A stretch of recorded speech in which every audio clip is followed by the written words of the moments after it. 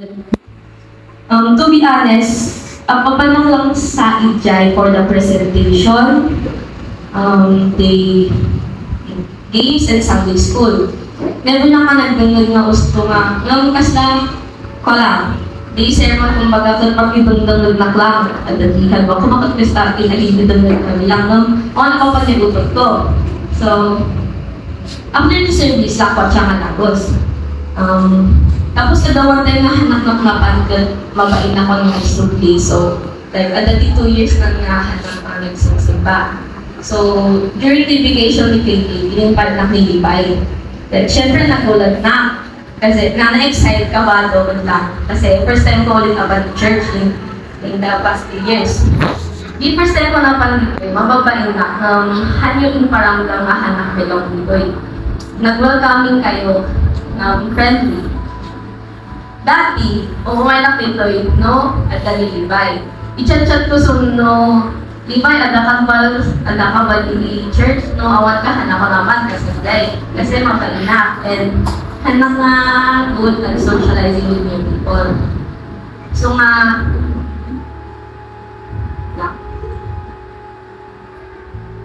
tapos agad sa 3 months nang yung umay na akong deployed. And again, kasi papanak lang kasi ada nalipay, tapos lang makarward na. Tapos may time na in-approach ako ni pastor and asked if I enjoy the worship team. The first time ko nagkanta with the worship team, na-realize ko nagmayad kaya. Gumagyan mo umay dito yung simbaan.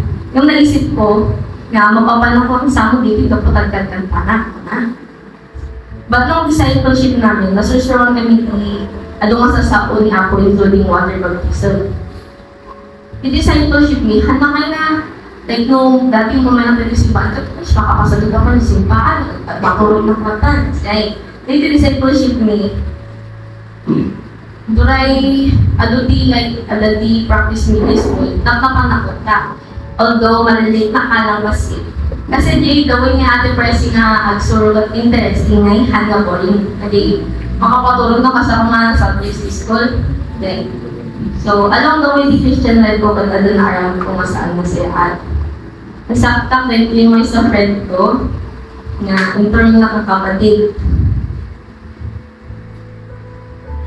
Inignan na siya pimanungan days, nasakit tinatong ko, ngam mo ka nasaktak mo lang so nagad. Then, yeah, hana siya pinagpansin pimanunga weeks, but naligat so nang i-approach. Like, awan encourage ko nga maasibigan so kasi mababay na karkara na siya kuraan kasi. So, ikaw so nang time na agad just like, but one time nga, nag-send so ng video ka ng TikTok saying, why did you choose me? Naisip ko nga, baka dito yung general time nga, ipagaganyan namin yung sorry na pagdaw ng timpaw makawan na. Then, baga, nag-rarant ako niya, nag-chinchinan kami about the apang yung problem na tinaram ng naging okay kami, in-accept na siya. Although kasi dun kasi, inarami ko kanina, in-accept na lang na siya na so. Tapos, November 22, at the tournament ni EJ Benguet, Taekwondo, at kurang ni Quartak, at as big kami nga pumanaw, at palpalit na kasi kurang ni Quartak, at awan ng survey na nga pa ng EJ na awan ni Quartak. Kasi, so, on kwarta ni mama ka na magpagulog at nag-chat with friend ko.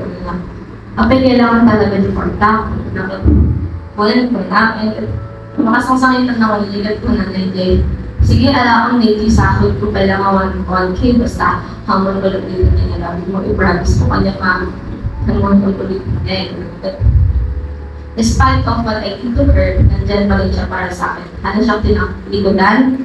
And then I realized how stupid I was. Very grateful na maalagipit kong sa kanya na. Kaya nag-promise ng kanya ng aking authority kung na. Noong may opportunity for water baptism, nag-decide na talaga nga pabawtisan ng tanong. I want to follow Jesus for the rest of my life at makita ko that in direction and purpose to get God. After water baptism, Diriknak na tilag-anan. Then, maliknak tilag-anan kang gagar na sa pagiging ako. Na-strengthen mo itong prayer life ko, mas nag-grow diplomatic ni ako. Now that I have decided to follow Jesus, I want to use my life for His glory and for His honor. September 15, 2024 is the day I publicly declared to follow Jesus for the rest of my life. Glory to God and kingdom to God.